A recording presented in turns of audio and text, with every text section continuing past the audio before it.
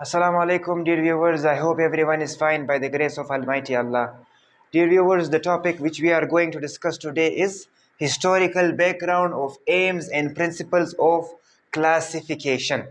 What is classification, dear viewers? आज जो हम लोग पढ़ेंगे वो है दर्जा बंदी। क्लासिफिकेशन का लफ्जी मतलब है दर्जा बंदी। ओके, अगर मैं इसकी डेफिनेशन पढ़ाऊँ, the arrangement of organisms in different groups due to similarities. जब हम मुख्तलिफ किस्म के जानदारों को, एनिमल्स, प्लांट्स, माइक्रो ऑर्गेनिजम्स, उनको उनकी सिमिलैरिटीज़ मतलब जो उनमें एक जैसी खूबियाँ होती है, on the basis of their similarities हम मुख्तलिफ ग्रुप्स में उनको प्लेस करते हैं, उनको डिवाइड करते हैं। This is called classification. ये होता है उनकी दर्जा बंदी। अब यहाँ पर टॉपिक का जो मेन मकसद ये है कि कब से हिस्टोरिकल बैकग्राउंड, तारीख़, किस तारीख़ से, फॉर एग्ज़ाम्पल कब किस ज़माने से ये क्लासिफिकेशन शुरू हुई है, इसके क्या मकासद है। जब हम लोग जानदारों को ग्रुप्स में तकसीम करते हैं, what are the aims and principles, इनको तकसीम करने के बाद हमें क्या मकसद या क्या बेनिफिट मिलेगा। तो डियर व्यूअर्स, जैसे मैंने अपने लास्ट वीडियो में बताया था कि in our earth there are 20 million species of living organisms. हमारे ज़मीन में तकरीबन 1 crore different species of living organism हैं, जिसमें प्लांट्स और एनिमल्स बहुत शामिल हैं। अब सबके डिफरेंट शेप है, they have different sizes, they have different similarities, they have differences. okay, उनमें कुछ खूबियाँ मिलती है, कुछ मुख्तलिफ है, उनके साइज़ मुख्तलिफ है, उनके शेप मुख्तलिफ है, उनके ज़िंदगी गुजारने के तरीके अलग है। अब इन सब को वन बाय वन इंडिविजुअली पढ़ना ये कोई आसान काम है? No dear viewers, it is one of the toughest and impossible task. So what biologist did, sorry यहाँ पर मैं उनको कहूँगा टेक्सोनोमिस्ट, उन्होंने एक ऐसा सिस्टम बनाया कि जो ऑर्गेनिजम्स जिनकी खूबियाँ सेम है उनको हम लोग सेम ग्रुप में रखेंगे, and those organisms which have differences you will place them in another group. For due to this reason, then there will be no confusion. So this is called classification. Up, dear viewers, what is taxon? Each group is known as taxon. Each group, हर वो group जिसमें हम लोग उन living organisms को place करते हैं on the basis of their similarities और differences, उसको कहते हैं taxon.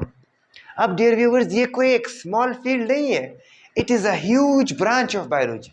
That's why the name of this branch is known as taxonomy, the branch of biology which deals with the classification.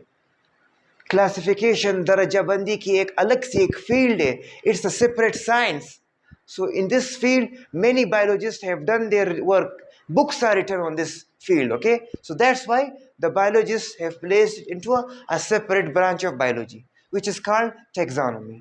And the person who is expert in classifying living organisms, वो आदमी जो जानदारों को दर्जा बंदी करने में माहिर है, जो उसका एक्सपर्ट है, उसको बोलते हैं टेक्सोनोमिस्ट। ये उसी का काम है।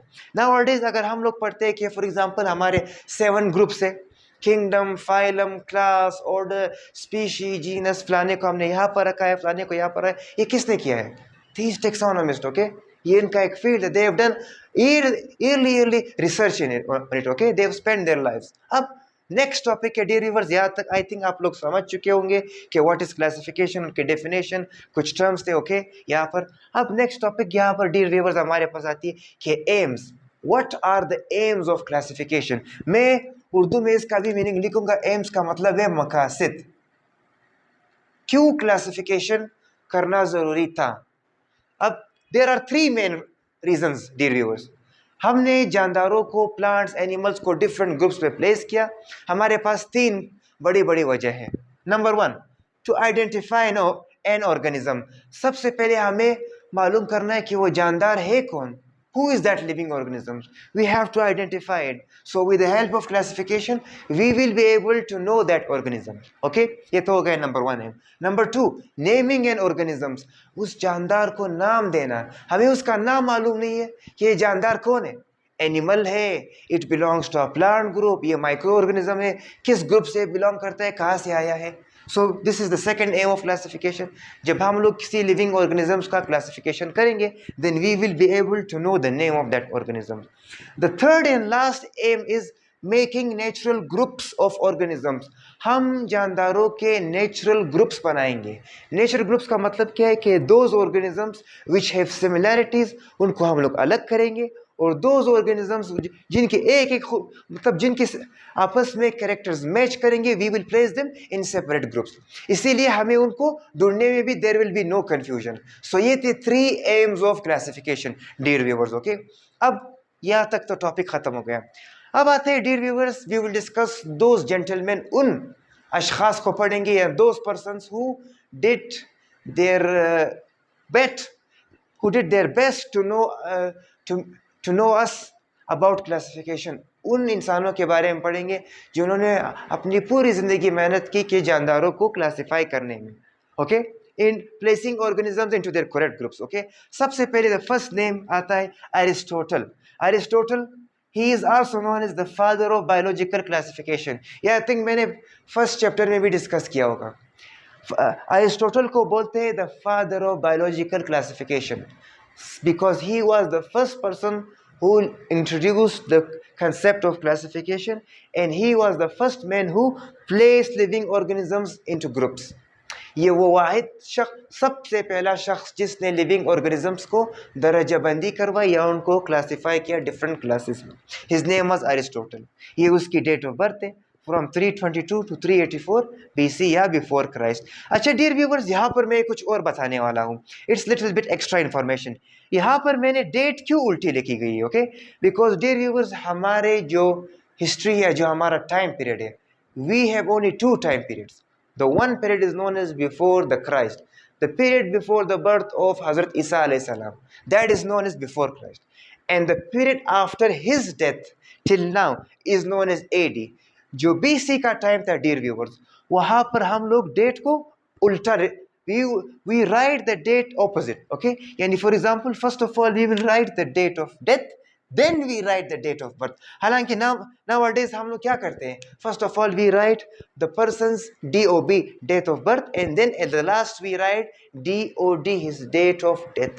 लेकिन at that time, at the time of before Christ, we write the date of death first, and in the last we write date of death। So the date of birth of Aristotle is 322 and his date of death is 384 AD। He is also known as the father of science। क्यों? Because he was the first person who classified living organisms into 2 groups। पहले भी मैंने बताया था कि Aristotle ने सबसे पहले लिविंग ऑर्गेनिजम्स को 2 ग्रुप्स में तकसीम किया। वो 2 ग्रुप्स कौन से थे?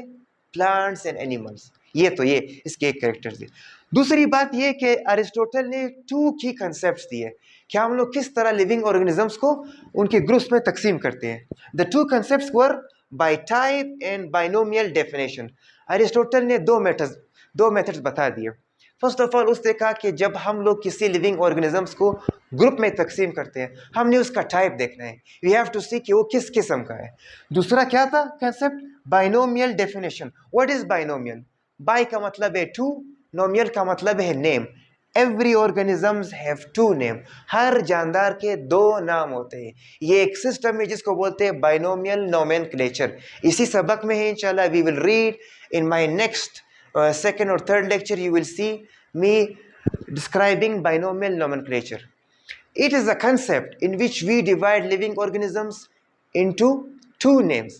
हम हर living organisms का 2 scientific name रखते हैं।